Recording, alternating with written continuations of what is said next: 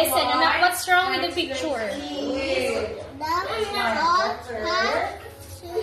Why? Very good, anak. Next figure two.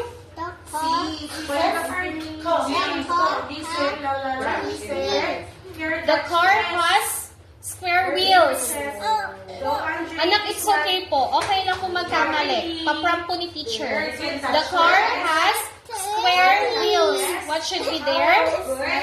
It should be round. Good. What's wrong with the picture? The car has square wheels. What should be there? It should be round. Good. What's wrong with the picture? The car has square wheels.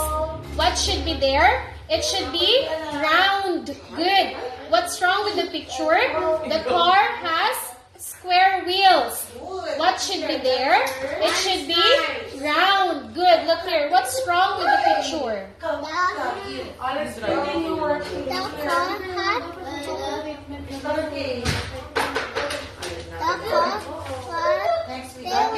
What should be there? Good job. And